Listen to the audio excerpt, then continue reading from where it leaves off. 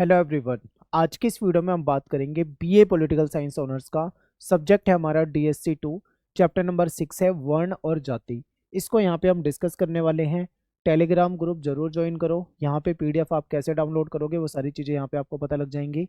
और मेरा नाम सत्येंद्र प्रताप है। आप मुझे इंस्टा पे फॉलो कर सकते हो, एकलव्य स्टडी पॉइंट इस नाम से आप मुझे सर्च कर सकते हो। कुछ पूछना है तो आप मुझे डायरेक्ट वहाँ पे मैसेज कर दीजिए। अब बात करते हैं यहाँ पे हम सीधा टॉपिक की, वर्ण और जाति। आपने छोटी क्लासों में भी वर्ण और जाति के बारे में पढ़ा होगा।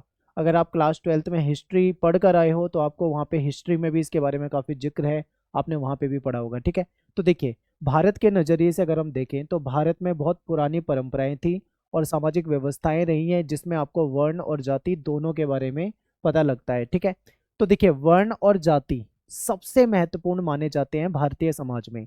ये दोनों मिलकर हमारे समाज और हमारी राजनीति को लंबे समय से प्रभावित करते चले आए हैं। अगर आप प्राचीन इतिहास पढ़ते हो, आप वैदिक काल के इतिहास को पढ़ते हो तो वहां पे भी आपको वर्ण और जाति के बारे में पढ़ने को मिलता है। ठीक है, वेदों में भी इनका जिक्र, वर्ण का जिक्र जो है आपको मिलेगा। तो ये वर्ण और जाति आखिर होती क्या है, इसको समझते हैं। तो देखिए वर्ण जो है समाज को 4 समूहों में बांटने वाली एक परंपरा है। ठीक है, यानी कि वर्ण जो है समाज को 4 हिस्सों में बांट देता है। ये बहुत पुरानी परंपरा है, हमारे वेदों में भी इसका जिक्र आपको मिलेगा। ठीक है, अब वर्ण जो थे वो 4 थे, ब्राह्मण, क्षत्रिय, वैश्य और शूद्र। यानी कि इसके अनुसार अगर हम देखें तो हमारा समाज जो था वो 4 हिस्सों में बटा हुआ था। ठीक है, ब्राह्मण जो थे उनका अलग कार्य होता था, क्षत्रिय जो होते थे वो उनका अलग कार्य होता था, वैश्य का कार्य अलग था, शूद्र का कार्य अलग था। तो यहाँ पे एक चीज और समझनी है आपको कि ये जो वर्ण है ना, ये कार्य पे यानी कि कर्म पे आधारित होते थे। ठीक है, जैसे कि ब्राह्मण जो है उनका काम होता था शिक्षा लेना, शिक्षा देना, ज्ञान और ज्ञान देना। ठीक है, पूजा पाठ का काम होता था, अध्ययन करने का काम होता था। क्षत्रिय जो होते थे इनका काम होता था कि रक्षा करना, शासन करना। ठीक है, राजा होते थे क्षत्रिय। वैश्य जो होते थे ये व्यापार का काम करते थे, कृषि का काम करते थे। ठीक है, और शूद्र जो होते थे इनका काम होता था सेवा करना, यानी जो तीनों वर्ण है इसकी सेवा करना इनका कार्य होता था। तो वर्ण जो थे वो कर्म पे आधारित थे और वर्ण को बदला जा सकता था। ठीक है, अगर कोई व्यक्ति अच्छा कोई दूसरे प्रोफेशन में चला जाता है, दूसरे कर्म में चला जाता है तो उसका वर्ण जो है वो बदल जाता था। ठीक है, ऐसा होता था, लेकिन जाति को बदला नहीं जा सकता है। जाति एक कठोर परंपरा है, आप ऐसा मान सकते हो। ठीक है, तो देखिए जाति जो है ऐसा माना जाता है कि वर्ण से निकली है जाति, यानी वर्णों से निकली हुई छोटी छोटी जो सामाजिक समूह थे वो जातियों में बट गए थे। आज भारत में लगभग 3000 से ज्यादा जातियां हैं और उसमें भी कई उपजातियां हैं। तो हर जाति का अपना कोई ना कोई पारंपरिक काम है। ठीक है, उनकी खुद की कोई ना कोई रीति रिवाज है, कल्चर है, उनके कुछ ना कुछ सामाजिक नियम है। यानी जातियां जो थी, जातियों के अपने काम होते थे। ठीक है, और उनके कुछ रूल्स होते थे, यानी हर जाति के अपने नियम भी होते थे, उनके रीति रिवाज होते थे। जैसे कि मैं आपको एग्जांपल देता हूँ, आपने देखा होगा। ठीक है, जैसे लोहे का जो काम करता है ये लुहार जाति होती है। ठीक है, जो घड़े बनाने का काम करता है, मिट्टी के बर्तन बनाने का, उसकी कुम्हार जाति होती है। तो हर जाति का क्या होता था, अपना एक काम होता था। ठीक है, और वो काम जो है वो पीढ़ी दर पीढ़ी चलता गया और वो लोग उस कार्य में बने रहे। वर्ण और जाति का संबंध क्या है ये हमको समझना है। तो देखिए पुराने धार्मिक ग्रंथों को देखें तो उसमें ऐसा माना गया है कि जाति की शुरुआत जो है वो वर्णों से हुई है। ठीक है, जाति जो है वो वर्ण से आई है, यानी वर्ण जो थे बड़े समूह थे और उसी से आगे चलकर छोटी छोटी जातियां बन गई थी। क्योंकि देखो पहले समाज जो था, समाज की जनसंख्या बहुत ज्यादा थी और जनसंख्या को केवल 4 हिस्सों में बांटा था, ब्राह्मण, क्षत्रिय, वैश्य, शूद्र। ठीक है, केवल 4 हिस्सों में। फिर बाद में वही 4 हिस्सों से भी अन्य जातियां निकल गई। ठीक है, वर्ण से ही क्या हो गया, जातियां बन गई, ऐसा माना जाता है। जाति ये तय करती थी कि लोग कौन सा काम करेंगे और किन लोगों के साथ सामाजिक संबंध बनाएंगे। ठीक है, ये जातियां तय करती थी। हर जाति के अपने रूल्स होते थे, उनको फॉलो करना उनका मुख्य काम होता था। अब बात करते हैं कि वर्ण व्यवस्था का आधार क्या है। तो देखिए वर्ण व्यवस्था को अगर हम देखें तो ये वैदिक ग्रंथों में भी इसका आपको वर्णन मिलता है। वैदिक ग्रंथों में कहा गया है कि वर्ण जो होता था वो काम यानी कि जो व्यवसाय होता है और जो योग्यता यानी गुण होता है इस पे आधारित होती है। ठीक है, वर्ण व्यवस्था ऐसी नहीं थी कि जन्म से ही हो जाएगी और फिर वो जैसे जाति थी वो जन्म पे आधारित होती थी। जाति को कोई बदल नहीं सकता था कभी भी, लेकिन वर्ण को बदला जा सकता था, यानी वो कर्म था, कर्म को बदला जा सकता था।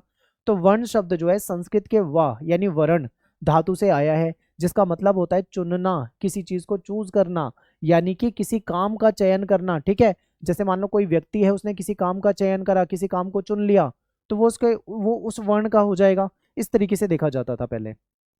ऋग्वेद में वर्ण का अर्थ रंग से भी लगाया जाता है। ठीक है, हाँ, वर्ण का एक और अर्थ होता है रंग, रंग से भी इसका अर्थ लगाया जाता है। जैसे आपने देखा होगा मनुष्य जो होते हैं कई रंग के होते हैं, कुछ लोग गोरे होते हैं, कुछ लोग काले होते हैं, कुछ लोग ना ज्यादा गोरे होते हैं ना ज्यादा काले होते हैं। ठीक है, तो हर रंग के लोग होते हैं। तो ऋग्वेद में रंग से भी वर्ण को जोड़ के देखा गया है। तो धार्मिक ग्रंथों के अकॉर्डिंग अगर हम देखें तो वर्ण की उत्पत्ति जो है वो कैसे हुई है, धार्मिक ग्रंथों के हिसाब से पहले हम समझने का प्रयास करेंगे। ठीक है, तो देखिए कई ग्रंथ ऐसे हैं जिसमें वर्ण व्यवस्था को धर्म और ब्रह्मा से उत्पन्न बताया गया है, यानी कि कई ग्रंथों में बताया गया है कि ये जो वर्ण की उत्पत्ति हुई है वो ब्रह्मा से हुई है। ठीक है, भागवत गीता अगर आप पढ़ोगे तो उसमें श्री कृष्ण कहते हैं कि वर्णों की रचना जो है वो गुण यानी कि जो स्वभाव होता है, नेचर होता है, ठीक है, और कर्म जो कि काम होता है उसके अनुसार हुई है। यानी ये जन्म के अनुसार नहीं है, वर्ण को जन्म के अनुसार नहीं देखा जाता, बल्कि वो जन्म के बाद व्यक्ति किस काम में जाएगा वो उस वर्ण का माना जाएगा। ठीक है, इस प्रकार से देखा जाता था इसको। फिर एक यात्री था, विदेशी यात्री, मेगस्थनीज। ठीक है, मेगस्थनीज जो था सेल्यूकस निकेटर का राजदूत था, भारत में आया था, मौर्य साम्राज्य में आया था। फिर एक ह्वेनसांग था, ये चाइना का था। ये कुछ यात्री हैं जो भारत में आए थे। इन्होंने भारत में देखा कि यहाँ पे वर्ण और जाति व्यवस्था जो है बहुत गहराई से समाज में मौजूद है। यानी भारत का समाज जो था, यहाँ पे अगर बहुत ध्यान से देखा जाए तो यहाँ पे बहुत गहराई से वर्ण व्यवस्था और जाति व्यवस्था जो थी हमारे समाज में पहले से अवेलेबल थी। ठीक है, इस अध्याय में हम क्या पढ़ते हैं ये समझते हैं। तो देखिए इस पूरे विषय के मुख्य रूप से अगर हम देखें तो इसमें हमें समझाया जाएगा, इस अध्याय में हम क्या क्या पढ़ेंगे। देखिए हम ये पढ़ेंगे कि वर्ण और जाति कैसे शुरू हुई, इनका भारतीय समाज पर क्या प्रभाव पड़ा, ठीक है, और राजनीति में इसकी क्या मुख्य भूमिका थी, इसको भी हम यहाँ पे डिस्कस करेंगे। अब बात करते हैं भारत में वर्ण व्यवस्था का उद्भव जो हुआ है वो कैसे हुआ है। तो भारत में वर्ण व्यवस्था कैसे शुरू हुई, इस पर विद्वान जो थे उनके अलग अलग विचार हैं। कोई एक निश्चित मत नहीं है जिसके आधार पे आप कह दो कि भाई वर्ण ऐसे आए हैं, सबने अलग अलग तरीके से बताया है। ठीक है, लेकिन मुख्य रूप से इसको तीन कैटेगरी में बांट सकते हैं हम। एक तो हम धार्मिक यानी पौराणिक आधार पे, दूसरा हम रंग के आधार पे हम वर्ण को डिवाइड कर सकते हैं, तीसरा गुण और कर्म के आधार पे डिवाइड कर सकते हैं। ठीक है, तीन आधार पे हम वर्ण के बारे में पढ़ेंगे। सबसे पहले हम जो पुरानी मान्यता है, जो पौराणिक मान्यता है, जो धार्मिक मान्यता है, इसको देखते हैं। तो आपने ऋग्वेद पढ़ा होगा, अगर ऋग्वेद में पुरुष सूक्त जो है इसके सिद्धांत को आप समझेंगे तो ये बताता है कि कैसे वर्ण व्यवस्था आई। ठीक है, तो ये कहते हैं ये सबसे पुरानी और सबसे प्रसिद्ध मान्यता है जो ऋग्वेद के पुरुष सूक्त से आती है। इसमें लिखा गया है विराट पुरुष के अलग अलग अंगों से चार वर्ण उत्पन्न हुए। ठीक है, विराट पुरुष यहाँ पे ब्रह्मा जी हैं, तो ब्रह्मा जी के मुख से ब्राह्मणों की उत्पत्ति हुई है, ब्रह्मा जी की भुजाओं से क्षत्रिय की उत्पत्ति हुई है, ब्रह्मा जी की जंघा से वैश्य की उत्पत्ति हुई है, और उनके पैरों से शूद्र की उत्पत्ति हुई है। ठीक है, यानी कि ब्राह्मणों का काम क्या था, ज्ञान देना, ज्ञान लेना, बोलना, ठीक है, पढ़ना पढ़ाना, पूजा पाठ कराना। फिर जो क्षत्रिय थे उनका काम, वो ताकतवर होते थे, उनका काम था रक्षा करना, शासन करना। ठीक है, और जो वैश्य होते थे वो उत्पादन करते थे, कृषि व्यापार ये सारे काम करते थे, और जो शूद्र थे वो सेवा करते थे। तो ये सारी बातें जो हैं आपको ऋग्वेद के पुरुष सूक्त में मिलती है, और महाभारत के जो शांति पर्व है उसमें भी ये कहा गया है। तो ये हमारे पौराणिक और धार्मिक ग्रंथों में इसके बारे में चर्चा मिलती है। फिर दूसरा है रंग के आधार पे, ये बहुत इंपॉर्टेंट है, कलर। ठीक है, तो देखिए ऋषि भृगु ने कहा है कि वर्ण का आधार जो था वो रंग था। ठीक है, ब्राह्मण जो थे वो श्वेत यानी सफेद रंग के यानी गोरे होते थे, क्षत्रिय जो थे लोहित यानी लाल रंग के, ठीक है, होते थे, वैश्य जो थे पीत यानी पीले रंग से है इनकी उत्पत्ति, और शूद्र जो है वो असित यानी काले रंग से है। ठीक है, इनको रंगों से डिवाइड करके इन्होंने देखा है ऋषि भृगु ने। लेकिन आज वैज्ञानिक काल में अगर हम देखें तो ये सिद्धांत जो है इसको नहीं माना जाता, इसको सही नहीं माना जाएगा आज के समय में। ठीक है, मनुष्य का रंग जो है वो उसके जन्म स्थान पे, उसकी जलवायु पे और आनुवांशिक कारणों पे निर्भर होता है। आपने देखा है कि ब्रिटेन के लोग गोरे क्यों होते हैं, ठीक है, अफ्रीका में काले क्यों होते हैं, वो उनकी वहां की जलवायु पे आधारित है, उनके जो पूर्वज रहे हैं उनके रंग पे आधारित है, तो वो फैक्टर काम करता है। ठीक है, किसी भी वर्ण को रंग से नहीं जोड़ा जा सकता है आज के समय में, इसलिए ये मान्यता जो है ये वैज्ञानिक दृष्टि से सही नहीं मानी जाती है। ठीक है, जो कि हमको समझना था। फिर समाज की आवश्यकताओं के आधार पर भी व्याख्या की गई है। कुछ विद्वान मानते हैं कि वर्ण व्यवस्था जो है समाज की 4 जरूरतों से पैदा हुई है। समाज में जरूरतें थी, उससे ये पैदा हुई है। जैसे कि ज्ञान और शिक्षा, ठीक है, ब्राह्मण जो था, लोगों को ज्ञान और शिक्षा की आवश्यकता थी तो वो ब्राह्मण देते थे। लोगों को शासन और सुरक्षा की आवश्यकता थी तो वो क्षत्रिय प्रदान करते थे। ठीक है, अर्थव्यवस्था को डेवलप करना था, उत्पादन की आवश्यकता थी तो वो वैश्य ये काम कर देते थे। सेवा और श्रम की जरूरत भी थी समाज में तो वो शूद्र कर देते थे। यानी कि समाज को सभी कामों को व्यवस्थित रूप से बांटने के लिए ये व्यवस्था बनाई गई थी। कुछ लोग ऐसा भी मानते। अगला क्वेश्चन है गुण गुण और कर्म यानी काम के आधार पे। ये सबसे महत्वपूर्ण और तर्कसंगत लगता है। महाभारत के शांति पर्व में भी युधिष्ठिर और जल देवता के बीच में बातचीत का वर्णन है। ठीक है, अब इसमें पूछा जाता है युधिष्ठिर से, जल देवता पूछते हैं कि बताइए ब्राह्मण आप किसको कहोगे, कौन ब्राह्मण हो सकता है। तो युधिष्ठिर कहते हैं जो व्यक्ति सत्य बोलता हो हमेशा, जो व्यक्ति दयालु हो, जो व्यक्ति लोगों को क्षमा कर देता हो, ठीक है, जो व्यक्ति चरित्रवान हो, जो व्यक्ति ज्ञानवान हो, जो व्यक्ति तपस्वी हो, वही ब्राह्मण है। ठीक है, जो व्यक्ति, जिस व्यक्ति के अंदर ये क्वालिटी हो वही क्या कहलाएगा, ब्राह्मण कहलाएगा। नेक्स्ट है कि जल देवता पूछते हैं कि मान लीजिए अगर यही गुण किसी शूद्र में हो, यानी ये जो जितने गुण बताए ना ब्राह्मण वाले, अगर वो किसी शूद्र में हो तो क्या वो ब्राह्मण कहलाएगा, और अगर ब्राह्मण में ये गुण ना हो तो वो क्या ब्राह्मण कहलाएगा। तो युधिष्ठिर कहते हैं हाँ, वर्ण जो है वो जन्म से नहीं बल्कि गुण और कर्म पे आधारित होता है। ठीक है, यानी कि इसका कहने का मतलब है कि सभी मनुष्य जन्म में तो समान होते हैं, लेकिन फिर उनका गुण कैसा होगा, उनका स्वभाव कैसा होगा, वो काम कैसा करेंगे, ये वर्ण तय करेगा। ठीक है, ना कि जन्म तय करेगा। यानी कि यहाँ पे जन्म पे आधारित बिल्कुल भी वर्ण को नहीं माना गया है। लोगों के कर्म, अगर अच्छे कर्म करोगे, ठीक है, तो आप अच्छे वर्ण के माने जाओगे। तो ये बातें थी। वर्ण व्यवस्था का विकास और इसके स्वरूप को देखते हैं। तो भारत में वर्ण व्यवस्था का विकास बहुत लंबे समय से हुआ है। ठीक है, ये शुरुआत बहुत लचीली भी मानी जाती है, लेकिन धीरे धीरे ये जो थी, ये नियम जो थे, ये कठोर बन गए थे। ठीक है, हम इसको और आसान भाषा में आप समझने वाले हैं। तो वर्ण व्यवस्था की शुरुआत कब हुई, तो ऐसा माना जाता है कि वर्ण व्यवस्था का विकास जो है वो आर्यों के, ठीक है, जब आर्य जो थे, जब वो भारत में आए थे उसके बाद हुई थी। यानी आर्यों का आगमन जो है लगभग 4000 साल पहले का माना जाता है कि 4000 साल पहले ये आए थे। तब से आज तक ये व्यवस्था जो है किसी ना किसी रूप में बनी है, लेकिन इस स्वरूप को बदला गया है। ठीक है, यानी ये व्यवस्था बनी हुई है तब से लेकर आज तक, लेकिन ये स्वरूप जो है बदलता गया है। पहले वर्ण व्यवस्था लचीली थी, बाद में नियम बहुत कठोर हो गए थे। ठीक है, वैदिक काल में भी अगर आप पढ़ते हो तो वहां पे भी वर्ण व्यवस्था मिलती है। तो वैदिक काल में वर्ण व्यवस्था कैसी थी, तो वैदिक काल में वर्ण व्यवस्था जो थी लचीली थी और खुली थी। जन्म से वर्ण तय नहीं होता था कि किसी का जन्म कहाँ पे हुआ है, इससे वर्ण तय नहीं होता था, बल्कि उसके गुण, उसके अंदर क्या क्वालिटी है, उसके अंदर क्या, उसका कैसा स्वभाव है, उसका काम कैसा है, कौन क्या काम करता है, ये तय होता था। कोई भी व्यक्ति अपने कर्म के अनुसार वर्ण को बदल सकता था। ठीक है, कोई व्यक्ति अच्छे कर्म करेगा, वेदों को पढ़ेगा, तो वो ब्राह्मण बन सकता था। ठीक है, बेशक से वो किसी शूद्र के घर में पैदा हुआ हो, यानी कर्म के आधार पर वर्ण को बदला जा सकता था। ऋग्वेद के पुरुष सूक्त में भी सबसे पहले शूद्र और वैश्य शब्द ही मिलते हैं। भारतीय समाज की विशेषता, ब्राह्मणों का त्याग भाव। तो देखिए, बाकी सभ्यताओं में आमतौर पे जो योद्धा होते हैं वो क्षत्रिय यानी सबसे ऊपर होते हैं। ठीक है, जो बाकी सभ्यताएं हैं उसमें योद्धा को सबसे ऊपर माना जाता है, लेकिन भारत में ब्राह्मण को उच्च स्थान दिया गया है। ठीक है, उन्होंने धन सत्ता चाहने की बजाय ज्ञान को चुना, शिक्षा को चुना, नैतिकता को प्राथमिकता दी। राजा भी ब्राह्मणों के मार्गदर्शन में ही चलते थे, यानी राजा से ऊपर ब्राह्मण को माना गया था। ठीक है, यदि कोई राजा अत्याचार करता था तो ब्राह्मण उसको कंट्रोल करने के लिए प्रयास करते थे, उसको नियंत्रित करने का प्रयास करते थे।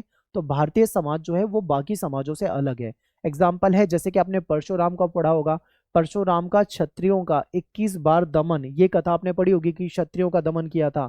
इस कथा का अर्थ ये था कि ब्राह्मण वर्ग जो है वो अनुशासन लागू करने की भूमिका निभाते थे, चाहे राजा ही क्यों ना अत्याचारी हो, राजा को भी कंट्रोल करने का काम करते थे। ठीक है, नेक्स्ट है हमारा कि वर्ण व्यवस्था कब और कैसे कठोर हो गई। पहले तो वो लचीली थी कि भाई कहीं भी जन्म लो, अच्छे कर्म करोगे तो आप अच्छे वर्ण में जा सकते हो। तो समय के साथ साथ वर्ण व्यवस्था जो थी ये परिवर्तित हो गई। उत्तर वैदिक काल में परिवर्तन हुआ, वर्णों के बीच में अलगाव बढ़ने लगा। ठीक है, अलगाववाद हो गया इनके बीच में। हर वर्ण के लिए अलग अलग नियम और कानून बनने लगे, और इससे ब्राह्मण और क्षत्रियों के बीच में भी टकराव बढ़ गया, क्योंकि भाई जो व्यवस्था थी ये पहले के मुकाबले जटिल हो गई है, तो सूत्र काल में और जटिलता इसमें हो गई है। ठीक है, जो सूत्रकार थे जैसे धर्मसूत्र या स्मृतिकार थे, इन्होंने वर्ण व्यवस्था को संगठित और व्यवस्थित करने की कोशिश की। विवाह, खान पान और सामाजिक संबंधों पर कठोरता से इन्होंने नियम बना दिए। इससे क्या हुआ, वर्ण बदलना लगभग लगभग असंभव हो गया, यानी पहले जो वर्ण को बदला जा सकता था अब नहीं बदला जा सकता है। अंतिम रूप जो है वो जन्म आधारित व्यवस्था, यानी समय के साथ वर्ण व्यवस्था जो थी वो जन्म से तय होने वाली सामाजिक व्यवस्था बन गई। पहले जन्म से तय नहीं होती थी, लेकिन अब बन गई थी। ब्राह्मणों को सर्वोच्च स्थान तो दिया गया, लेकिन वर्णों के बीच में सामाजिक दूरी भी होने लगी। ठीक है, भेदभाव भी बढ़ने लगा, आपस में इनके बीच में भेदभाव और विवाद देखने को मिलने लगा। टॉपिक है हमारा वर्ण व्यवस्था का विकास। महाकाव्य, उत्तर वैदिक और स्मृति काल के अकॉर्डिंग देखने वाले हैं। ठीक है, महाकाव्य में क्या बताया हुआ है या उत्तर वैदिक काल में इसके बारे में क्या डिस्कशन मिलता है, या जो स्मृति काल है उसमें क्या डिस्कशन है इसका, इसको यहाँ पे हम समझने वाले हैं। ठीक है, तो महाकाव्य काल में वर्ण व्यवस्था के बारे में क्या बताया है इसको समझते हैं। तो महाभारत और रामायण ये दो महत्वपूर्ण महाकाव्य हैं। अगर हम महाभारत और रामायण के समय की बात करें तो उस समय में जो वर्ण व्यवस्था थी वो लोगों के मन और व्यवहार में गहराई तक बैठ चुकी थी। ठीक है, लोग इसको बहुत गहरे अर्थ में इसको समझते थे। एग्जाम्पल आपके सामने है, अगर आप कर्ण के बारे में पढ़ोगे तो उसमें क्षत्रिय जैसे गुण होने पर भी उसे सूत पुत्र कहा गया था। ठीक है, एकलव्य की बात करते हो तो वो महान धनुर्धर था, धनुर्विद्या बहुत अच्छे से जानता था, लेकिन उसके बाद भी उसको शूद्र माना गया है। तो इससे क्या पता लग रहा है, इससे ये पता लग रहा है कि जो वर्ण व्यवस्था थी उस समय में लोगों के मन में और उनके व्यवहार में गहराई से बैठ चुकी थी। ठीक है, इसका अर्थ क्या होगा, आप ऐसे कहोगे कि अर्थात उस समय समाज में जो वर्ण था वो जन्म से तय माना जाने लगा था, कि जब किसी का जन्म होता है तो जन्म से ही उसका वर्ण जो है वो माना जाने लगा था। ठीक है, हालांकि जो सूत्रकार हैं, जो जिन्होंने ब्राह्मणों की बात करते हैं, तो जिन्होंने धर्म सूत्र की रचना करी है, ठीक है, जिन्होंने धर्म सूत्र को लिखा है, उस अगर उसमें देखें तो उसमें अनुलोम और प्रतिलोम विवाह का उल्लेख भी हमको मिलेगा। ठीक है, उसमें ऊंची जाति और नीची जाति का विवाह हो जाता था, या नीची जाति का ऊंची जाति से विवाह हो जाता था, तो उसमें अनुलोम और प्रतिलोम विवाह का भी डिस्कशन मिलता है। यानी कहीं कहीं थोड़ा लचीलापन भी आपको देखने को मिलेगा वर्ण व्यवस्था के अंदर। नेक्स्ट है, छठी शताब्दी ईसा पूर्व तक वर्ण व्यवस्था जो थी वो जटिल हो गई थी। ठीक है, जैसे जैसे समय बीतता गया ये वर्ण व्यवस्था में कठोरता आने लगी और जटिलता आने लगी। तो अगर हम बात करते हैं बौद्ध और जैन धर्म के समय में, तो उस समय में बुद्ध और महावीर के समय में अगर हम इसको देखें तो वर्ण व्यवस्था में बहुत सारी कुरीतियां यानी कि बहुत सारी कमियां पैदा हो गई थी। ठीक है, इसी कारण बुद्ध और महावीर ने जन्म पे आधारित जो भेदभाव था इसका इन्होंने खुलकर विरोध करा था। यानी महात्मा बुद्ध की विचारों को देखोगे तो उसमें भी आपको ऐसा मिलेगा कि वो जन्म पे ये जो वर्ण व्यवस्था आधारित थी इसको सही नहीं मानते थे। महावीर जी पे देखोगे तो वो भी इसको सही नहीं मानते थे। मनु जैसे जो विधिवेता हैं, जिन्होंने कानून बनाया, जिन्होंने नियम बनाए हैं, इन्होंने भी बाद में सभी वर्णों के लिए सख्त नियम बना दिए थे। ठीक है, तो विदेशी जातियों के आने से और जटिलता बढ़ी। अब देखो, हमारा जो भारतीय समाज था वो पहले से वर्ण व्यवस्था के अकॉर्डिंग 4 वर्णों में बटा हुआ था। ठीक है, जिसमें ब्राह्मण, क्षत्रिय, वैश्य और शूद्र थे। लेकिन जब विदेशी जातियां आने लगी, बाहर के लोग यहाँ पे आने लगे, तो ये जो व्यवस्था थी इसमें और जटिलता आने लगी। तो विदेशी लोगों के भारतीयों से विवाह या संपर्क से जो बच्चे पैदा हुए उन्हें भी वर्णों में समाहित करने की कोशिश की गई। अब क्या होता था, जैसे मान लो कोई विदेशी व्यक्ति है, उसका किसी भारतीय से विवाह हो जाता है, तो ऐसे में जो उनकी संतान होती है, तो अब उनको भी एक तरह से तो वो विदेशी मूल का हो जाएगा, लेकिन उसको भी वर्णों में समाहित करना था। तो ऐसे में क्या होता है कि नए समूह और नई जातियां जो थी वो बनने लगी थी। धीरे धीरे क्या होता है, समाज इतना जटिल हो गया कि लोग जो थे वो जन्म आधारित वर्ण को पकड़ने लगे और वर्ण से जाति का जन्म हुआ।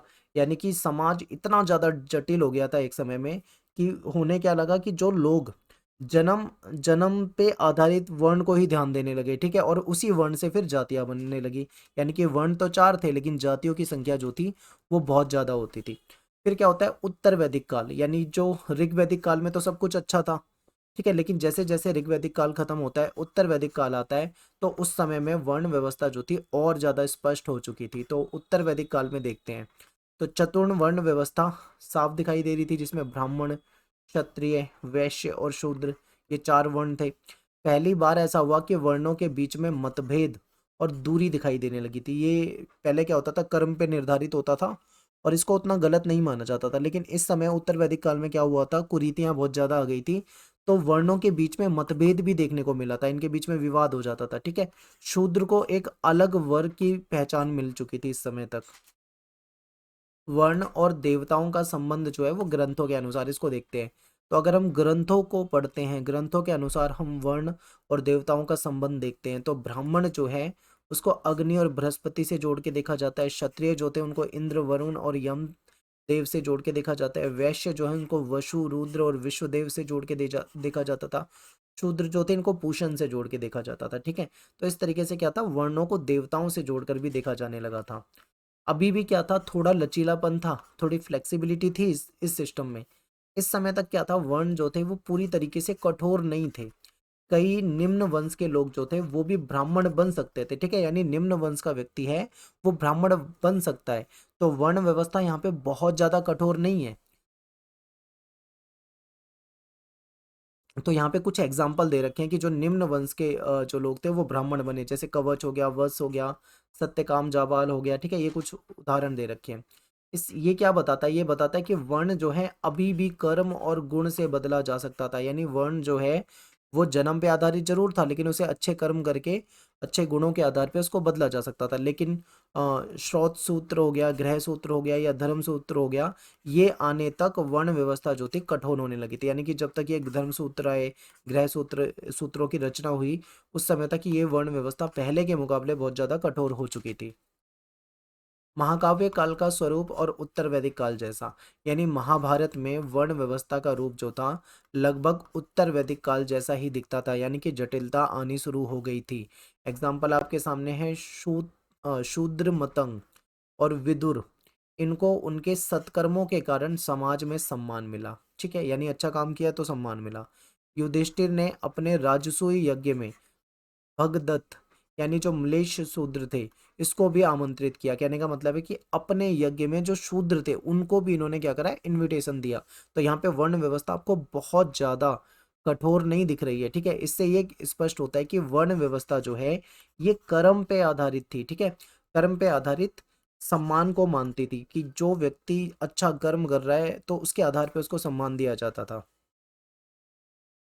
स्मृति काल में वर्ण पूरी तरीके से जन्म पे आधारित हो गई। यानी जब स्मृति काल आता है तो वर्ण जो था वो पूरी तरीके से किस पे, जन्म पे आधारित हो चुका था।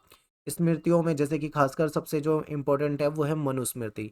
तो मनुस्मृति में वर्ण व्यवस्था को पूरी तरीके से जन्म से निर्धारित माना जाता था। ठीक है, कि जिसका जो जन्म होगा वो उसी वर्ण का होगा। हर वर्ण के काम जो थे, कर्तव्य जो थे, सीमाएं जो थी वो पहले से ही स्पष्ट थी कि ब्राह्मण जो वर्ण है उसके लोगों को क्या काम करना है। काम पहले से आधारित था, जीविका जो थी वो पहले से डिसाइडेड थी, वही करना होता था। कौटिल्य ने कहा है कि अपने स्वधर्म का पालन करना जरूरी है।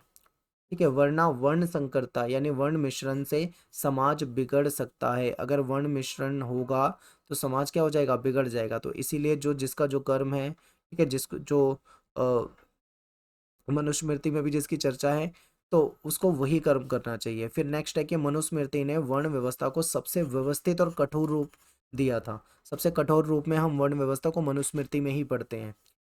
फिर गुप्त काल आता है। गुप्त काल आते आते थोड़ा इसमें लचीलापन जो था वो बना रहा। यानी गुप्त काल तक वर्ण व्यवस्था में कुछ हद तक लचीलापन था।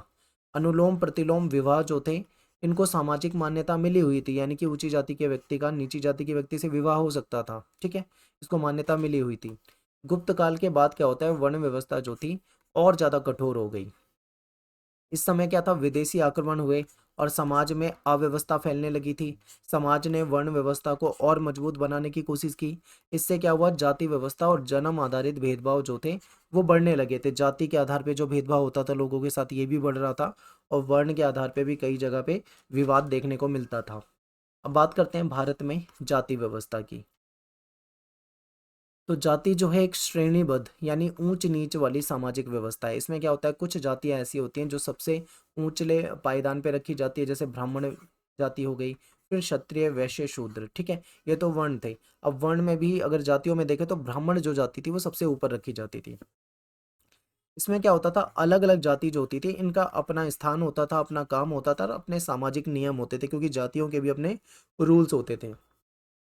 हर जाति जो थी वो समाज में एक तरह की सीढ़ी जैसा स्थान रखती थी। ऊपर की ओर नीचे, नीचे की ओर जातियां इस तरीके से बटी थी। कहने का मतलब है जाति जो थी ना वो इस प्रकार से बटी हुई थी, जो सबसे ऊपर जैसे ब्राह्मण वगैरह हो जाएंगे, ठीक है, फिर उनसे नीचे और सबसे नीचे जो सबसे निचली जातियां होती थी वो आ जाती थी। पूरा एक सीढ़ी नुमा इसका पदानुक्रम बना हुआ था। राजनीति में जाति का महत्व क्या है इसको समझते हैं। भारत में अगर हम देखें तो भारत जो है यहाँ पे जाति का बहुत महत्व है। भारत की चुनावी राजनीति जाति को समझे बिना नहीं चल सकती है, ठीक है। लोग यहाँ पे क्या है, अक्सर जाति के आधार पर ही मतदान करते हैं, अपना वोट जो देते हैं वो जाति के आधार पे ही देते हैं। मंत्रिमंडल हो गया, टिकट का बंटवारा हो गया, या राजनीतिक दलों की जो स्ट्रेटेजी होती है, सब में जाति जो होती है महत्वपूर्ण भूमिका निभाती है। आलोचना के बावजूद भी जाति जो है आज भी हमारी राजनीति में महत्वपूर्ण है, सबसे प्रभावी तत्व आज भी मानी जाती है जाति। नेक्स्ट है कि जाति की उत्पत्ति पर विद्वानों में भी मतभेद है कि जाति की उत्पत्ति कैसे हुई, तो इसको लेकर विद्वान जो है वो अलग अलग अपना विचार बताते हैं, ठीक है। सबकी जो फिलोसफी है वो अलग अलग है। तो जाति कैसे शुरू हुई इस पर कोई भी एक मत नहीं है। कुछ विद्वान कहते हैं कि जाति का जन्म जो है वो वर्ण व्यवस्था से हुआ है, यानी पहले जो वर्ण थे, ब्राह्मण, क्षत्रिय, वैश्य, शूद्र, इन्हीं से जातियां बनी है, ठीक है। कुछ लोग ऐसा कहते हैं, यानी पहले समाज में 4 वर्ण थे, बाद में क्या हुआ, ये कई छोटी छोटी जातियों में बट गए। लेकिन कुछ अन्य विद्वान जो हैं उनकी राय इस राय से बिल्कुल अलग है। तो अब नेक्स्ट देखते हैं, क्या प्राचीन भारत में भी जाति व्यवस्था थी, तो इसका जवाब आपको पुरानी किताबों या जो प्राचीन धर्म ग्रंथ हैं या जो जो भी हिस्टोरिकल जो सोर्सेज हैं उसमें आपको मिलेगा, ठीक है। तो आप कहोगे हाँ, प्राचीन समाज में भी जाति जो थी वो कुछ रूपों में मौजूद थी, लेकिन आज की तरह कठोर नहीं होती थी जिस, ठीक है, उस समय। बाद में क्या हुआ, धीरे धीरे ये जो जातियां थी ये जन्म पे आधारित होने लगी और कठोर बनती गई। जाति के उद्भव के प्रमुख सिद्धांतों पे चर्चा करते हैं। तो भारत में जाति कैसे बनी, इसके सिद्धांत जो हैं वो कई सारे हैं, ठीक है। जैसे कुछ लोग कहते हैं कि वर्ण से जाति का जन्म हुआ, यानी पहले जो वर्ण व्यवस्था थी उसी से जाति बन गई। कुछ लोग कहते हैं कि जो रंग है, जो वर्ण है, रंग सिद्धांत है, इसके आधार पे जातियां बनी थी, ठीक है। लोगों का जो रंग होता था रंग के आधार पे देखते हैं कुछ लोग इसको बांट के। कुछ लोग कहते हैं कि व्यवसाय आधारित सिद्धांत है, यानी कि लोगों का जो प्रोफेशन था, जो व्यवसाय था, उसके आधार पे जातियां बनी। जैसे कि कोई मिट्टी के बर्तन बनाता है तो उसकी एक कुम्हार जाति बन गई, ठीक है। कोई सोने का काम करता है, सोना बेचने का काम करता है तो वो सुनार बन गया। इस तरीके से यानी व्यवसाय पे आधारित जाति के सिद्धांत को कुछ लोग मानते हैं। तो कुछ कहते हैं कि धर्म और सामाजिक नियम आधारित सिद्धांत है। कुछ वर्ण संकरता और मिश्रित विवाह का सिद्धांत भी मानते हैं, अलग अलग जब लोगों में विवाह होने लगा तो उससे जातियां बनी, ठीक है। कुछ आर्थिक सामाजिक कारण भी मानते हैं। तो इसके उद्भव का कोई एक कारण तो है नहीं, क्योंकि सभी विद्वानों ने अलग अलग तरीके से बताया है। तो चलिए इसको समझते हैं परंपरागत सिद्धांत से, यानी जो अपना ट्रेडिशनल जो थ्योरी है उसको समझने की कोशिश करते हैं। तो परंपरागत सिद्धांत के अकॉर्डिंग अगर हम देखें तो जाति व्यवस्था जो है इसको दैवीय माना गया है, यानी कि ईश्वर से उत्पन्न हुआ है। कहा जाता है कि ये दैवीय सिद्धांत है, ईश्वर से उत्पन्न हुआ है, ईश्वर ने ही लोगों को जाति में विभाजित करके भेजा है, ठीक है, ऐसा माना जाता है।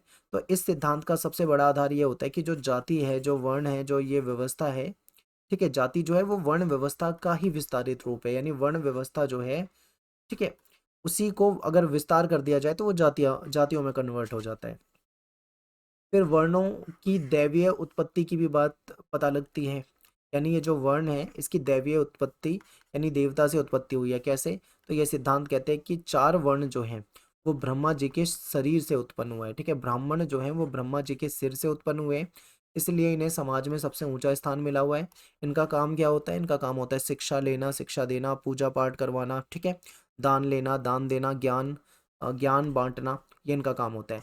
क्षत्रिय जो हैं इनका ब्रह्मा जी की भुजाओं से इनका जन्म हुआ है। इनका काम है युद्ध करना, रक्षा करना, शासन करना, प्रदेश को चलाना, ठीक है, ये इनका काम होता है। फिर तीसरे नंबर पे वैश्य आते हैं। ऐसा माना जाता है कि इनका जो जन्म हुआ है वो ब्रह्मा जी की जांघों से हुआ है, ठीक है। इनका काम क्या होता है, खेती करना, व्यापार करना, उत्पादन करना, पशुपालन वगैरह इनका काम होता है। फिर फोर्थ नंबर पे आता है शूद्र। ऐसा माना जाता है कि इनकी इनकी जो उत्पत्ति हुई है वो ब्रह्मा जी के पैर से हुई है, ठीक है, इसीलिए इनका काम जो होता है वो सेवा और श्रम करना होता है। तो यहाँ पे हमने क्या समझा कि जो ये वर्ण व्यवस्था है इसको दैवीय व्यवस्था माना गया है, और दैवीय व्यवस्था के अकॉर्डिंग ब्रह्मा जी से इसकी उत्पत्ति मानी है हर वर्ण की। ठीक है, हर वर्ण की उत्पत्ति अलग अलग स्थान से हुई, अलग अलग अंगों से हुई है, और उनके जो काम है, जो आजीविका है, वो पहले से ही निर्धारित है।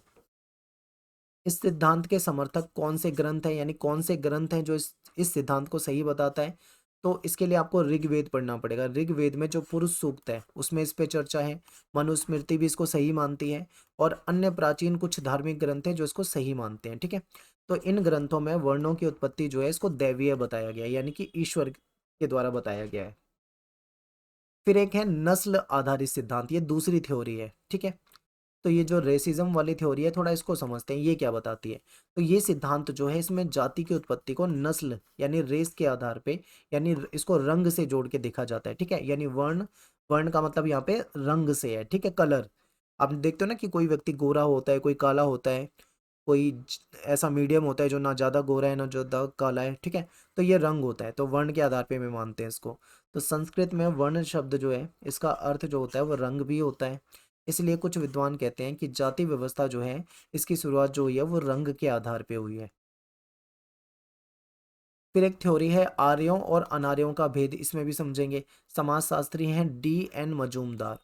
इनके अकॉर्डिंग अगर हम समझे तो ये कहते हैं कि जाति का जो जन्म है वो आर्यों के भारत आने के बाद हुआ है, यानी जब आर्य भारत में आए थे उसके बाद जातियों का यहाँ पे क्या हुआ है, जन्म हुआ है। ठीक है, ऋग्वेद के अनुसार आर्य और गैर आर्य, गैर आर्य जो दास थे इसमें अंतर था। ठीक है, किस चीज में अंतर था? इनके रंग में अंतर था, इनकी भाषा, इनकी लैंग्वेज में अंतर था, इनकी जो ट्रेडिशन थे, इनके जो रीति रिवाज कस्टम थे इसमें डिफरेंस था, और इनकी शारीरिक बनावट जो थी, ठीक है, उसमें भी डिफरेंस था। इसलिए जो आर्यों ने खुद को ऊंचे स्थान पे रखा और जो दूसरे थे उनको नीचे स्थान पे रखा, यानी यहाँ से ऊंच और नीच का, ठीक है, फासला हो गया था। ठीक है, यानी कुछ जो आर्य थे अपने आप को ऊंचा मानते थे, और जो अनार्य थे यानी जो आर्य नहीं थे उनको दास के रूप में या नीच के रूप में, नीची जाति के रूप में देखा जाने लगा, तो यहाँ से जाति प्रथा आई। ठीक है, कुछ ऐसा मानते हैं। फिर वैदिक काल की अगर हम बात करें तो वैदिक काल की वर्ण व्यवस्था को समझते हैं। तो वैदिक काल में समाज जो था तीन हिस्सों में बटा हुआ था। एक ब्रह्म, ब्रह्म जिसको पुजारी या कवि, ये इसमें आ जाते थे। फिर क्षत्र, इसमें योद्धा आ जाते थे। फिर विस, यानी इसमें आम जनता आ जाती थी। ठीक है, शूद्र जो है ये शब्द ऋग्वेद में केवल एक बार ही इसका जिक्र है, और वो घरेलू काम करने वाले लोगों को दर्शाता है। यानी शूद्र जो शब्द है वो जो घरेलू काम करने वाले व्यक्ति थे उनके बारे में बताता था। ठीक है, और इसको बहुत सिंपल भाषा में इसका अर्थ समझे तो आप ऐसे कह सकते हो कि जाति की शुरुआत जो है वो आर्यों और गैर आर्यों के रंग और नस्ल के आधार पे किया गया था। ठीक है, इसी को हम नस्ल सिद्धांत भी कहते हैं।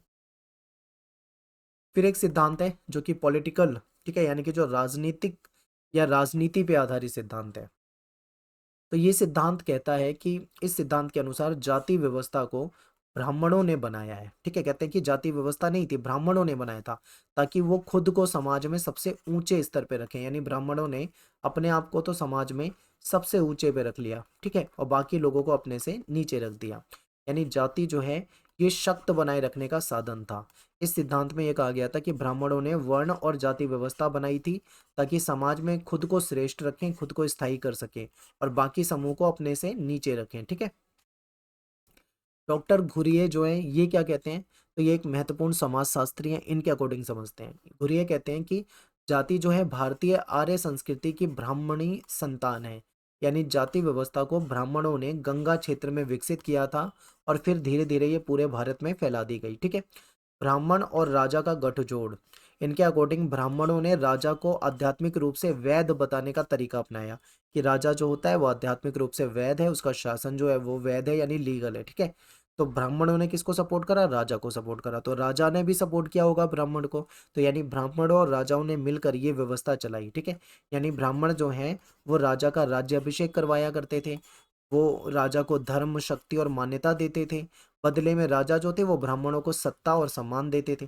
तो यहाँ से जाति प्रथा आई। ठीक है, ये मानते हैं डॉक्टर घुरिये। फिर कुछ लोग कहते हैं कि ये व्यवसाय पे आधारित थी, यानी कि इसके अनुसार जाति का जन्म जो है काम, यानी जो व्यवसाय होता है उसके आधार पे हुआ है। समाज में जो काम सम्मानजनक थे, जो अच्छे काम माने जाते थे, उनको करने वाले लोग जो थे वो ऊंची जाति में गिने जाते थे। लेकिन जो समाज में काम गंदे माने जाते थे या निचले माने जाते थे, उनको करने वाले लोग जो होते थे वो निचली जातियों में बटे होते थे। एग्जाम्पल आपके सामने है, लोहार हो गया, चर्मकार हो गया, तेली हो गया, ठीक है। ये जो व्यवसाय से जुड़ी जातियां हैं, बाद में इनके अंदर जातियों के अंदर भी उपजातियां बन गई थी, ठीक है। अब नेक्स्ट है न्यू फील्ड का मत, ये क्या कहना चाहते हैं? तो ये कहते हैं भारत में जाति संरचना की उत्पत्ति का जो मुख्य कारण है वो काम का बंटवारा है। काम जो थे वो अलग अलग थे, तो जातियां और उपजातियां भी बनती चली गई, क्योंकि जो काम थे लोगों को उस काम के आधार पे जातियों में बांट दिया गया। फिर काम बहुत सारे थे तो उन जातियों को कई उपजातियों में बांट दिया गया। कुछ कहते हैं कि विकास आधारित सिद्धांत, यानी ये सिद्धांत कहता है कि जाति व्यवस्था किसी एक दिन अचानक से नहीं आ गई है, ये बहुत लंबी सामाजिक प्रक्रिया थी, उसका परिणाम थी। यानी कई कारणों से धीरे धीरे मिलकर काम करने से ये जाति व्यवस्था जो थी ये बनी थी, ठीक है। ये कहते हैं कि जाति व्यवस्था जो है धीरे धीरे विकसित हुई है, यानी वंश आधारित व्यवसाय। कहते हैं कि लोग अपने परिवार के काम को ही आगे बढ़ाते गए, इससे एक ही काम करने वाले परिवार जो थे अलग अलग जातियों में बदलते गए, ठीक है। सेकंड पॉइंट है कि ब्राह्मणों की शुद्धता की भावना, ब्राह्मण जो थे खुद को तो उन्होंने शुद्ध रखा, ठीक है, अपने आप को ऊपर रखना चाहते थे, दूसरों से अलग भोजन करते थे, अलग विवाह प्रणाली होती थी इनकी, अलग सामाजिक नियम बनाए थे इन्होंने, ठीक है। इससे भी वर्ण और जाति अलग अलग हो गई, क्योंकि ब्राह्मणों ने अपने आप को अलग कर लिया था तो वो अलग जाति के हो गए, और अन्य समाज जो था वो अलग जाति का माना जाता है। थर्ड पॉइंट है कि राज्य की एकजुट और समान कानून वाली सत्ता का अभाव, तो पूरे भारत में एक जैसा कानून नहीं था, हर जगह अलग अलग रिवाज थे, कस्टम थी, प्रथाएं थी, और इससे जातियां जो थी वो अधिक अलग अलग होती गई, क्योंकि हर जगह जो अलग रूल थे तो उसके हिसाब से जातियां बढ़ती गई, ठीक है। अलग अलग जगह पे अलग अलग नियम होते थे। फोर्थ पॉइंट है कर्म और धर्म का सिद्धांत। कर्म का सिद्धांत यानी इंसान जिस जाति में जन्म लेता है वो उसके पिछले जन्म के कर्म का फल है, ऐसा माना जाता था। धर्म सिद्धांत क्या कहता था कि हर जाति का अपना धर्म, धर्म का मतलब यहाँ पे कर्तव्य से है, ठीक है। यानी हर जाति का अपना कर्तव्य है, जिस जाति में जन्म लिया है उसको उसी के नियमों का पालन करना होगा, यही उसका धर्म, यही नहीं यही उसका कर्तव्य कहलाता था, ठीक है। फिर फिफ्थ पॉइंट है परिवार और संस्कार, यानी हर जाति अपने पूर्वजों की पूजा और विशेष संस्कार करती थी, इससे जातियां जो थी वो अलग होती गई। फिर सिक्स पॉइंट है दो संस्कृतियों का टकराव, यानी जब अलग अलग कल्चर टकराते हैं, ठीक है, उससे क्या होता है समझिए। कहते हैं मातृ सत्तात्मक, यानी जहाँ पे माता प्रधान थी, पितृ सत्तात्मक जहाँ पे पिता प्रधान था। इन संस्कृतियों के टकराव से भी कुछ नए समूह बन चुके थे जो जातियों में बट गए थे। सेवंथ पॉइंट है नस्ल और रंग के भेद। आर्य बाहर से आए, अनार्य से मिल गए, ठीक है, उनका मिलना जुलना थोड़ा कम था, तो यहाँ पे अलग रंग रंग और अलग अलग नस्ल देखा गया। तो ये जो रंग और नस्ल का भेद था इसके कारण कुछ जातियां बन गई, ऐसा भी कुछ कहते हैं। कुछ विद्वान कहते हैं कि आर्थिक और प्रशासनिक नीतियां, यानी कि जो नए विजेता थे जैसे शक हो गए, कुषाण शासक हो गए, इनकी जो नीति थी इसने क्या करा, समाज को समूहों में बांट दिया और जो अलग अलग जातियों के रूप में बाद में उभर गया। नाइन्थ पॉइंट है कि भारत का भौगोलिक अलगाव। आपको पता है भारत की जो ज्योग्राफिकल कंडीशन है वो बहुत अलग है। भारत में ऐसे भी इलाके हैं जहाँ पे पहाड़ हैं, नदियाँ हैं, जंगल हैं, ठीक है। तो ये सारे क्षेत्र जो थे अलग अलग बटे रहे और इससे हर क्षेत्र की अपनी अलग अलग जातियां विकसित हो गई। तो कुछ लोग भारत की भौगोलिक स्थिति को भी इसका कारण मानते हैं। फिर विदेशी आक्रमण, यानी कि कुछ विदेशी जैसे यूनानी हो गए, शक हो गए, हूण हो गए, अरब हो गए, इनके आने से नए नए समूह बन गए जिनसे फिर जातियां बनी। नेक्स्ट है कि ग्रामीण सामाजिक संरचना, यानी गांव में लोग जो थे वो वर्षों से एक ही काम करते रहे और इन काम की वजह से इनकी क्या थी, जातियां पक्की होती गई और बाद में यही जातियां बन गई। अगला पॉइंट है द्विज और एक जात, यानी पहले जो तीन वर्ण थे ब्राह्मण क्षत्रिय वैश्य, इनको द्विज यानी कहा जाता है कि ये दो बार जन्मे हैं, ठीक है, क्योंकि ये उपनयन संस्कार करते थे। शूद्र को एक जात यानी एक बार जन्मे कहा जाता था। तो ये द्विज और एक जात का जो कंसेप्ट था ये भी ऐसा माना जाता है कि इसके कारण भी क्या होता है कि जो जाति प्रथा है वो बनती है। फिर मौर्य काल के बाद जाति का विस्तार कैसे हुआ ये समझिए। मौर्य काल के बाद खासकर पुष्यमित्र शुंग जब शासन कर रहे थे, इनके समय में जाति व्यवस्था जो थी वो बहुत मजबूत हो गई थी। इस समय क्या था, ब्राह्मणवाद को विशेष बढ़ावा मिला क्योंकि भाई हिंदू शासक थे तो ब्राह्मणों को बहुत ज्यादा बढ़ावा देते थे। फिर इस समय मनुस्मृति भी जो थी इसने जातियों के कड़े नियम तय कर दिए थे और उन नियमों का पालन भी करवाया जाता था। तो इस कारण भी जाति बनी कुछ लोग ऐसा मानते हैं, ठीक है। अब हिनसोंग जो थे, जो बाहर से आए थे, चाइना से आए थे भारत में 7वीं सदी में, इन्होंने क्या लिखा है ये समझिए। ये कहते हैं भारत में ब्राह्मणवाद प्रमुख है, यानी ब्राह्मण सबसे ऊपर थे। समाज जो था वो जाति व्यवस्था पे चलता था, समाज जातियों में बटा हुआ था। अशुद्ध काम करने वाले जैसे कसोई कसाई हो गए, मैला ढोने वाले लोग हो गए, इनको शहर के बाहर रहना पड़ता था, अलग जगह पे। यानी जाति व्यवस्था जो थी उस समय तक बहुत कठोर हो चुकी थी। ये हमें हिनसोंग के लेखन से भी पता लगता है। जाति व्यवस्था की प्रमुख विशेषताएं, तो देखिए समाज का विभाजन होता है, ठीक है। समाज को कई छोटे छोटे सामाजिक समूहों में बांटा गया, जिन्हें जातियां कहा जाता था। यानी समाज अलग अलग समूहों में बट गया था और ये सब जातियां होती थी। हर जाति जो है एक स्थिर सामाजिक समूह थी, क्योंकि देखो समाज में बहुत सारे लोग थे, अब सभी लोगों की एक जाति तो होती नहीं थी, यानी अलग अलग जातियों में लोग जो थे बटे हुए थे, ठीक है। इसमें क्या होता है, सदस्यता जो थी वो जन्म से तय होती थी, यानी कोई अपने जन्म की जाति बदल नहीं सकता था। एग्जाम्पल मान लो कोई ब्राह्मण है, ब्राह्मण के घर में कोई बच्चा यानी संतान जब जन्म लेगी तो वो उसकी जाति अपने आप ही ब्राह्मण हो गई। कोई दूसरी जाति में जन्म लेगा तो उसकी जाति अपने आप ही वो हो जाएगी, ठीक है। तो जाति जन्म पे आधारित थी, इसको बदला नहीं जा सकता था।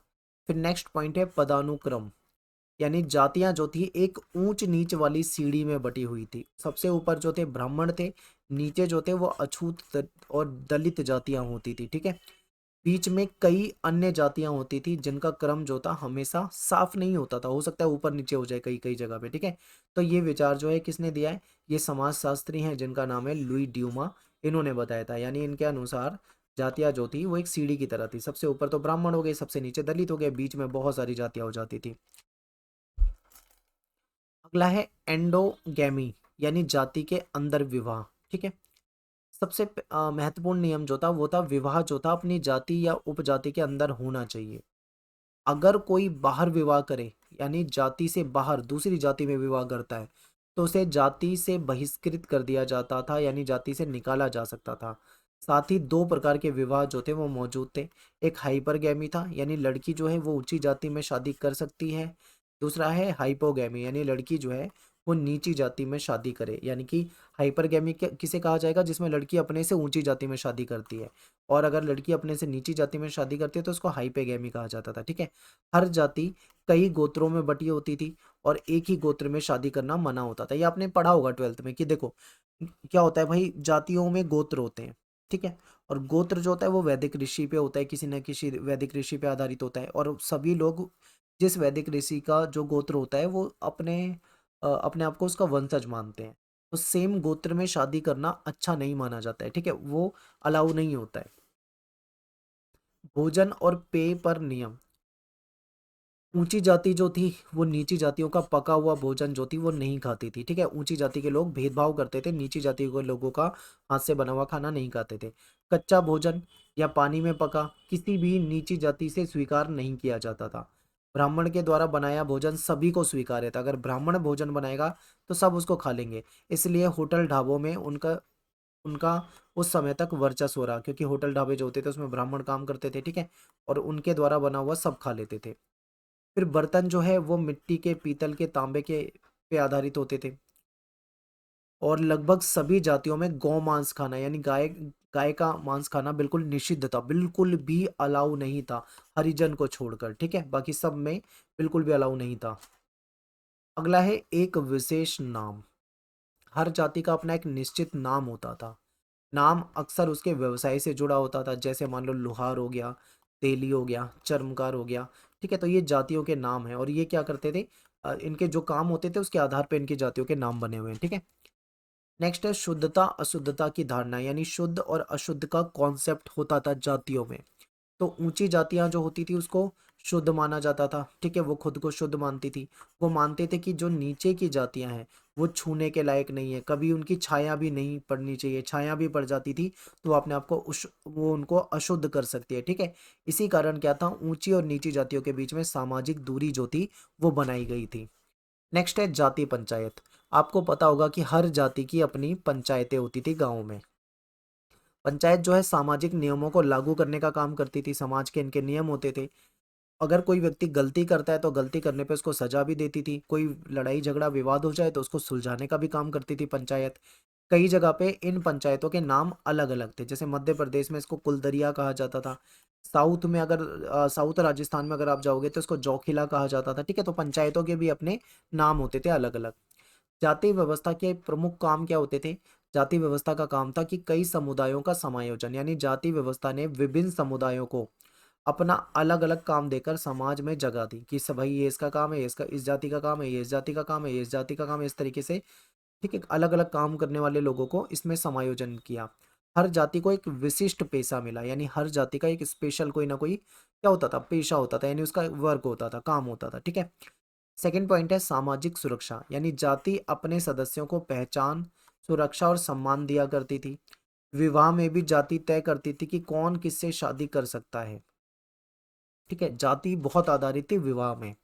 थर्ड पॉइंट है व्यवसाय और कौशल का संरक्षण, यानी जाति अपने पारंपरिक काम को पीढ़ी दर पीढ़ी आगे बढ़ाती थी। जैसे मान लो कोई कुम्हार है, उसका बेटा कुम्हार बनेगा, उसका बेटा कुम्हार बनेगा, उसका बेटा कुम्हार बनेगा, तो एक पीढ़ी से दूसरी पीढ़ी तक वो काम चलता रहता था। इससे क्या होता था, जो आर्ट है, जो शिल्प है, ये काम इसमें गुणवत्ता बनी रहती है, क्योंकि भाई जो इसने अपने एक्सपीरियंस से सीखा होगा वो अपने जो बच्चा होगा उसको समझाएगा, उसको सिखाएगा, फिर इसने जो अपने एक्सपीरियंस से सीखा होगा वो अपने बच्चे को सिखाएगा, तो स्किल आगे ट्रांसफर होती रहती थी और बहुत ज़्यादा शार्प होता जाता था काम।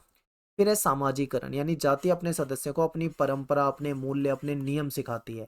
ठीक है, बच्चे जो होते हैं बचपन से ही अपनी जाति की जो कल्चर होता है, संस्कृति होती है, नियम कायदे कानून होते हैं, वो सीखने लग जाते हैं। नेक्स्ट है जजमानी प्रणाली, यानी जातियां एक दूसरे पर काम के लिए निर्भर होती थी। जैसे कि किसान जो है वो लोहार पर, धोबी जो है वो किसान पर, कुम्हार जो है वो सभी पर निर्भर रहते थे। ठीक है, तो इससे समाज में सामंजस्य बना, सहयोग बना, क्योंकि देखो अब कुम्हार है वो काम करता है बर्तन बनाने का, तो उसके बर्तन जो है वो दूसरी जाति के लोग खरीदेंगे। ठीक है, जैसे किसान है वो फसल उगाता है, तो उसके फसल जो है वो सभी जाति के लोग खरीद के खाएंगे। तो इस तरीके से सभी जातियां एक दूसरे पे कहीं ना कहीं निर्भर होती थी। फिर है शोषण से रक्षा, यानी जाति अपने सदस्यों के लिए ट्रेड यूनियन की तरह काम करती थी, यानी इनका वेतन, सम्मान, अधिकार इसकी रक्षा करा करती थी। ठीक है, नेक्स्ट है राजनीतिक स्थिरता। क्षत्रिय सामान्य तौर पे राज्य कार्य करते थे, शासन करने का काम करते थे, जिससे हिंसा और संघर्ष कम हुए। ठीक है, कम होते थे। समाज में सत्ता स्थिर रहती थी। नस्लीय शुद्धता, यानी जाति जो है ठीक है अपनी ही जाति में शादी करो, ये नियम होता था।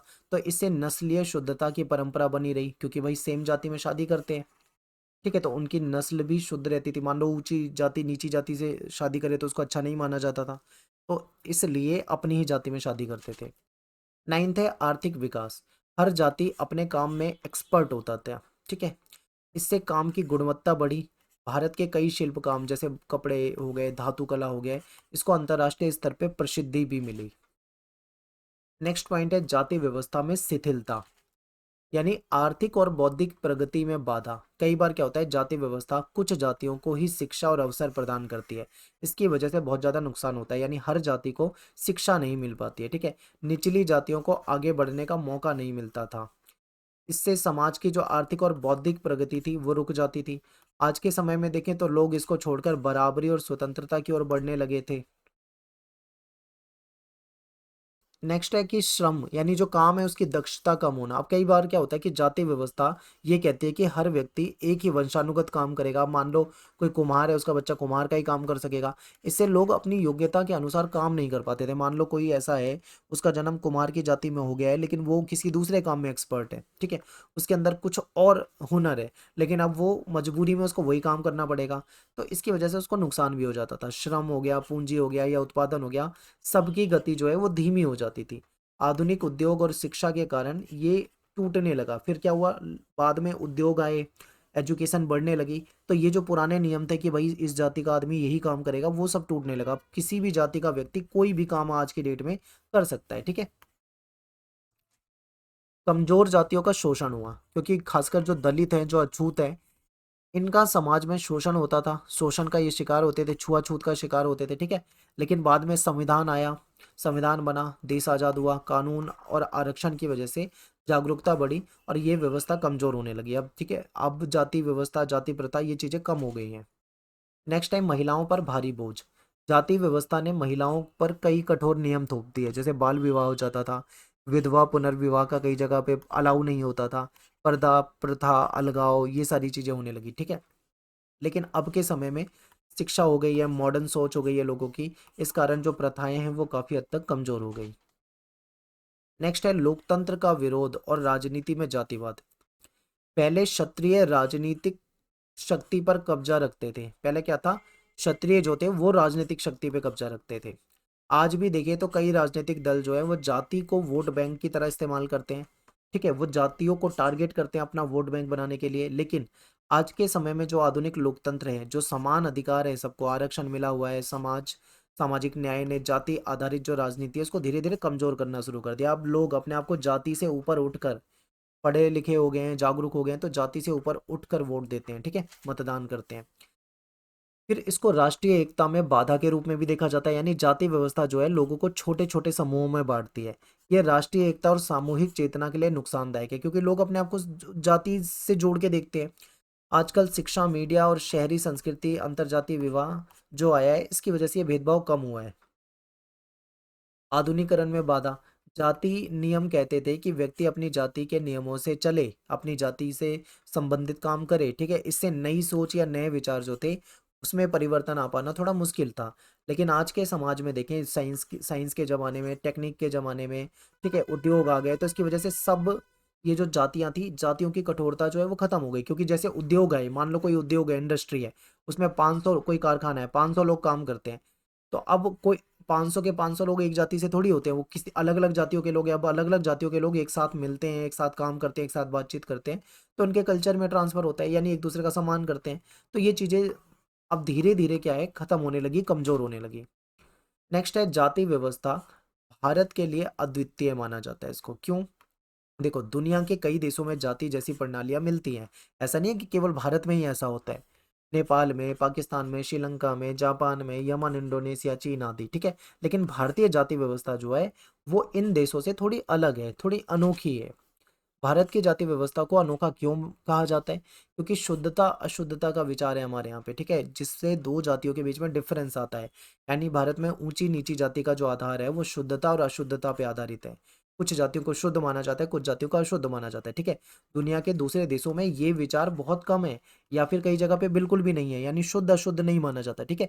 जातियां दुनिया में बहुत सारे देशों में है, लेकिन वहाँ शुद्धता अशुद्धता छुआछूत वाला सिस्टम नहीं है। यही विचार भारत की जाति व्यवस्था को दूसरे देशों से ज्यादा अलग बना देती है और कठोर भी बना देती है। अगला क्वेश्चन है भारत में सांस्कृतिक निरंतरता।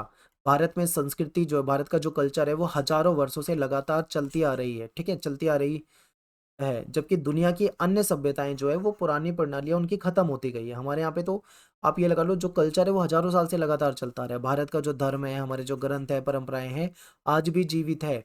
विदेशी शासक मुगल, अंग्रेज ने भी जाति व्यवस्था को वहीं रहने दिया, उन्होंने भी इसको हटाने का प्रयास नहीं किया।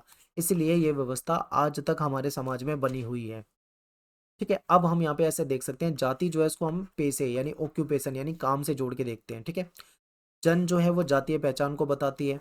वर्ण जो होता है वो कहीं ना कहीं धार्मिक दार्शनिक श्रेणियों को बताता है। तो इस हिसाब से हम कह सकते हैं कि जाति आधारित संस्कृति में विचारधारा और धार्मिक संस्था का भी महत्वपूर्ण योगदान रहा है, ठीक है। जो भी जाति है उसमें जो हमारा कल्चर है, कल्चरल जो हमारी जो थॉट्स है, ठीक है, और जो हमारी धार्मिक संस्था है वो भी इंपॉर्टेंट है। तो भारत में जाति सिर्फ सामाजिक व्यवस्था मत समझना, ये धार्मिक रूप से भी इसको वैध माना जाता है, क्योंकि वेदों में, स्मृतियों में, मनुस्मृति वगैरह में इसका वर्णन है। यानी हमारी धार्मिक किताबों में भी अगर वर्ण व्यवस्था है, जाति व्यवस्था है, तो उसको सही माना गया है। जबकि अन्य देशों में जाति जैसी व्यवस्थाएं जो है वो सिर्फ सामाजिक है, वहां पे धार्मिक नहीं है। धर्म परिवर्तन में भी जाति नहीं बदली जा सकती, ठीक है। उच्च जाति के हिंदू यानी किसी भी धर्म में जाकर उच्च स्थान के ही माने जाएंगे। नीची जाति के जो हिंदू हैं वो किसी भी धर्म में जाकर नीचा स्थान यानी जाति की पहचान धर्म से बदलती नहीं है, ठीक है, ऐसा माना जाता है। अन्य धर्मों में जाति का रूप। जाति जैसी भेदभाव की जो प्रणाली है ये बौद्ध, ईसाई, मुसलमान, यहूदी, सिख धर्म में भी देखी गई है, ठीक है। मुस्लिम में भी जातियां हैं, सियो सुन्नी में बटे हुए हैं, उसके बाद भी उनकी कई सारे फिरके होते हैं, फिरकों में बटे हुए हैं। यहूदियों में भी कुछ हद तक होता है, सिखों में भी आप देखोगे, सिखों में भी दलित होते हैं, ठीक है। तो कई जो धर्म है उनमें भी ऐसा अंतर देखा जाता है, लेकिन ये अंतर हिंदू धर्म में जाति धार्मिक ग्रंथों में लिखी है, ठीक है। यानी हिंदू धर्म में अगर ऐसे हम देखें जाति को, तो कई हमारे धार्मिक ग्रंथों में भी वर्ण और जाति का जिक्र आपको मिल जाएगा। अन्य धर्मों में जाति जो है बाद में सामाजिक आदत के रूप में आई थी, उनके धर्म में नहीं थी, समाज में जो आदतें थी उससे विकसित हुई थी, ठीक है। लेकिन हिंदू धर्म में वो धर्म पे आधारित है। वर्ण और जाति में भेद, तो हमारा जो समाज है ये वर्ण और जाति पे आधारित है, ठीक है। लेकिन जाति और वर्ण दोनों एक से नहीं है, दोनों एक दूसरे से जुड़े आपको लगते हैं, पर इनका अर्थ और तरीका जो है वो अलग अलग होता है। अब यह अलग अलग कैसे होता है इसको समझते हैं। तो देखिए, इनका जो आधार है वो अलग है। वर्ण जो है वो काम पे आधारित है, जाति जो है वो जन्म पे आधारित है।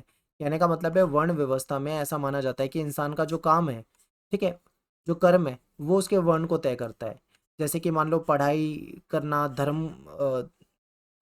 धर्म के काम करना, पूजा पाठ करना, वेदों का अध्ययन करना, ये सब ब्राह्मणों के काम होते हैं, ठीक है। शासन करना, रक्षा करना, ये सब क्षत्रियों के काम होते हैं। यानी कर्म पे वर्ण आधारित होता है। लेकिन जाति व्यवस्था में वर्ग जो है वो जन्म से तय हो जाता है। जैसे कि अ, जिस जाति में बच्चा पैदा होगा उसकी वही जाति हो जाएगी। वर्ण सिर्फ चार थे, ब्राह्मण, क्षत्रिय, वैश्य और शूद्र। जातियों की कोई निश्चित संख्या नहीं थी, जातियां थी, उसके अंदर उपजातियां भी होती थी, ठीक है। वर्ण व्यवस्था लचीली थी। यानी एक व्यक्ति, मान लो कोई व्यक्ति है, वो किसी के घर में जन्म लेता है, उसके कर्म के आधार पे उसका वर्ण निर्धारित होगा। पहले ऐसा होता था, लेकिन जातियों में ऐसा नहीं होता। जाति जो होती है वो कठोर होती है। वर्ण बदल सकता है व्यक्ति अपने काम के आधार पे, लेकिन जाति को व्यक्ति बदल नहीं सकता, असंभव, ठीक है। नेक्स्ट है कि वर्ण में ऊंच नीच कम थी, जाति में छुआछूत और भेदभाव, ऊंच नीच सब कुछ था। शादी, खान पान, ठीक है, छूने छुई जाने तक में जाति का भेद दिखता था। ये वर्ण में नहीं होता था, किसी को छू दो तो उसमें भी भेद दिखता है, पर वर्ण व्यवस्था में ऐसा नहीं था। वर्ण जो थे वो चार थे, ठीक है, ब्राह्मण, क्षत्रिय और वैश्य शूद्र। ब्राह्मण जो थे ज्ञान और धर्म का काम था, पढ़ते लिखते थे, शिक्षा देते थे, पूजा पाठ, यज्ञ, धार्मिक काम करते थे, समाज को ज्ञान और मार्गदर्शन देते थे, ठीक है। उन्हें समाज का मुंह कहा जाता था, क्योंकि मुंह से हम बोलते हैं, शिक्षा लेते हैं, शिक्षा देते हैं। ब्राह्मणों की जिम्मेदारी थी सत्य बोलना, दया रखना, दूसरों को सही राह दिखाना, समाज को नैतिक दिशा देना, ठीक है। इसीलिए उनको समाज में ऊंचा दर्जा मिला हुआ था। इसलिए उनसे उम्मीद की जाती थी कि वो लालच से दूर रहेंगे, लोभ से दूर रहेंगे। फिर क्षत्रिय आ जाते हैं। क्षत्रिय का काम होता है शासन करना, सुरक्षा देना।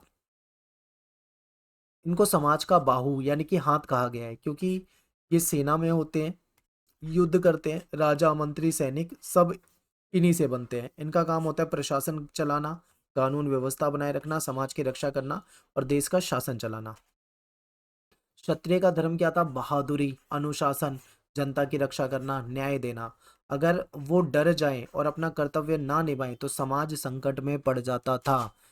तीसरे नंबर पे आता है वैश्य। ये व्यापार और अर्थव्यवस्था का काम करते थे, जंगा माने जाते थे, ठीक है। और ये देश की अर्थव्यवस्था चलाते थे, खेती करना, पशुपालन करना, व्यापार करना, देश के लिए आर्थिक संसाधन जुटाना इनका काम होता था। शूद्र जो थे ये सेवा करना, श्रम करना इनका काम होता था। इनको पैर कहा जाता था समाज का। ये समाज की जरूरी सेवाएं, सब जो जरूरी कर्म होते थे ये सब इनके द्वारा किए जाते थे, ठीक है। दूसरे वर्णों की सेवा करते थे, उनकी मदद करते थे। क्यों उन्हें नीचे स्थान दिया गया? तो प्रश्न उठता है कि शूद्र जो थे इनको सबसे नीचे का स्थान क्यों दिला, ठीक है। तो असल में अगर हम प्राचीन काल में देखें तो समाज में सेवा कार्य करने वालों को कम प्रतिष्ठा मिलती थी। धीरे धीरे ये सोच जो थी कठोर हो गई और शूद्रों के साथ होने लगा भेदभाव, ठीक है, बहुत ज्यादा भेदभाव। कई बार नियम इतने कठोर थे कि वो वेद पढ़ नहीं सकते थे, कुछ सामाजिक अधिकार उनसे छीन लिए गए थे। और ये जाति व्यवस्था की कठोरता को दिखाता है, जिसकी आलोचना जो है आधुनिक काल में इस पे बहुत बहस हुई है। आज भी संस्कृति और परंपरा में इनका बहुत ज्यादा प्रभाव होता है, ठीक है। आज आधुनिक भारत में कई जगह पे आपको विवाह, खान पान, त्योहार, सामाजिक व्यवहार, इसमें वर्ण और जाति का प्रभाव देखने को मिलेगा। वर्ण जाति का अर्थ ऊंच नीच की सामाजिक श्रेणियां, यानी जिस तरीके से वर्ण और जाति में ऊंचा नीचा ठीक है, समझने की प्रवृत्ति थी, उसी ने समाज में भेदभाव लाना शुरू कर दिया, वर्ग विभाजन को जन्म दिया। क्योंकि जब पहले वर्ण व्यवस्था थी तब ऐसा नहीं था, लेकिन जाति और जाति की कठोरता की वजह से ये सब होने लगा था। ठीक है, संविधान ने इस आधार पर भेदभाव को मना किया। संविधान कहता है कि जाति के आधार पे, जन्म के आधार पे किसी भी प्रकार का किसी के भी साथ ऊंच नीच का भेदभाव नहीं करना है। अगर कोई करता है तो ये गलत है और कानूनन अपराध है, उसको सजा भी हो सकती है। ठीक है, आज कुछ परंपराएं अभी भी मौजूद है, समाज बदल रहा है, लेकिन कुछ जगह पे अभी भी वर्ण या जाति पे आधारित जो व्यवहार है वो हमको दिखता है। ठीक है, हालांकि पहले की जितना ये कठोर नहीं है, लेकिन भेदभाव आज भी कहीं ना कहीं दिखता है। अंत में वर्ण और जाति व्यवस्था जो है भारतीय समाज को समझने का एक माध्यम है।